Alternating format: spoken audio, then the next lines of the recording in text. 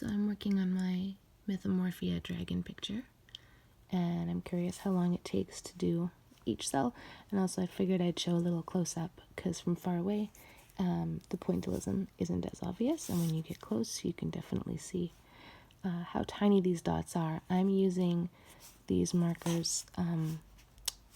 If I back away, I'm not going to be able to focus properly, so I'll show them in a photograph at some point, but the fine liner side that I'm using is just 0.4 millimeter fine liner, and the process that I'm using for the whole picture is pretty much the same. Color the darker areas more densely, and color the lighter areas more sparsely, changing colors if I need to give different effects. So anything that's water is actually 3 shades of blue, a lighter, a darker, and a mid-tone. Some things, the clouds, like here, are only 2 shades of a more bluish gray.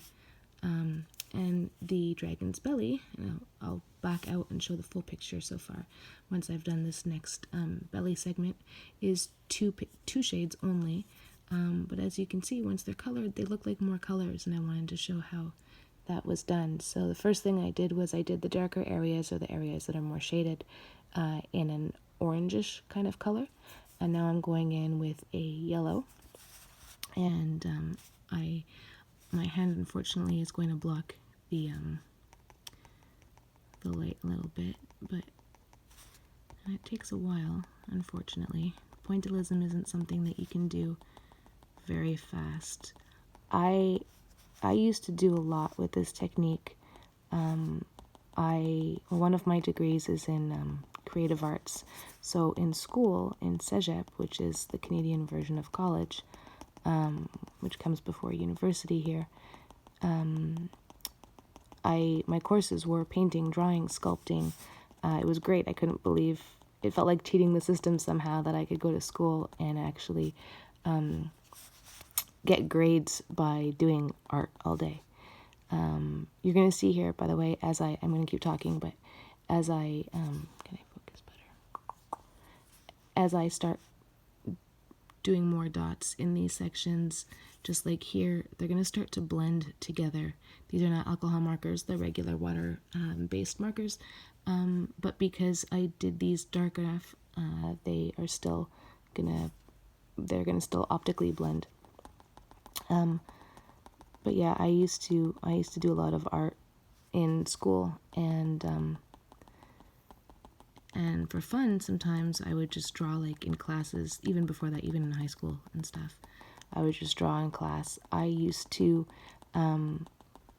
make a little side business, about $5 a pop, taking photographs from my friends and redrawing them as portraits for them.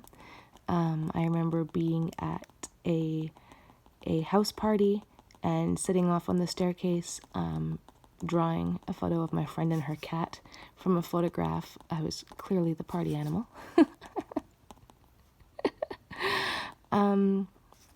But back in those days, I used to experiment with pointillism. I honestly don't remember learning about it in school. I'm assuming at some point probably not during the creative art courses, but during, there were a lot of art history classes, a lot of learning about the masters, getting grilled on Dali and Monet and Picasso and all the different big name painters.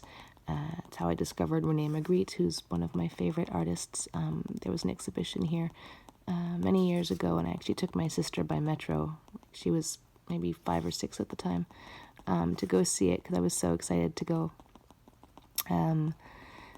But other than learning about it back then, I just used to experiment. I remember drawing a picture.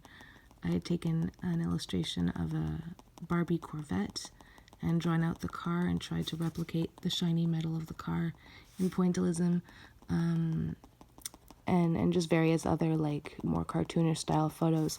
And the technique is pretty much always the same. You get your darker tones by having dots that are closer together, and you indicate foreground or lighter tones by spreading your dots further apart. So when I back up out of this close-up and show more of the picture, you'll see there's areas like the lanterns are one of the good examples where they do look a bit rounded, because instead of putting a highlight in the front like I would normally do with, you know, a white or a lighter shade of whatever color I was using, I did the dots more sparsely, and that way they kind of indicated curvatures or lights. I'm doing a bit of that here. With these scales, I want to indicate that they're rounded, so there actually are dots in the lighter sections around the edges of these scales, but I'm not doing very many. I want it to show, you know, a bit rounded, the lights bouncing off the edges. And wow, I'm already at almost 6 minutes just for one, and there are a lot. But I figured I would show the process of at least one, because it's hard to tell from far away that these really are all dots, and that, you know, I'm not cheating and just really, you know, coloring everything in, which has been incredibly tempting. I'm actually finding that this one isn't as blended as I would like, so I'm going to add some more of the darker orange color. It could be just seeing it on camera, because in person it's not as bad, but I like the one next to it better, so I'm going to add a bit more of the dark color, and then just while the ink, the watercolor, well, not watercolor, but while the water-based ink is still wet, blend it out a bit more, so that's pretty good. And as you can tell in the close-up, everything from the tree branches to even the cherry blossoms, the entire picture is done in pointilism. And as I back out and try to get it to focus, it's obviously not done. I have the dragon to go, but that's one side of the photo, and you can see the scales, the belly I've already completed. And this is the other side. It's very hard to try and show the whole thing without turning the camera sideways. Let's see, can I do, that's the best I can do right now to kind of show the whole thing. So it's taken quite a while. It's been the whole month of November, and I'm probably going to be going right up to the wire to get this done in time for a little Instagram color along that I started this for. But I just thought, see here, you can see they look like there's light on the top. There's no white, there's no light, there's no highlights added. The only way that was achieved was because I did the dots more densely on the outsides, and in any areas that are meant to look shaded, and fewer in the centers. So when you see it from farther away, it really helps give that impression that it is curved and rounded with a highlight on the front.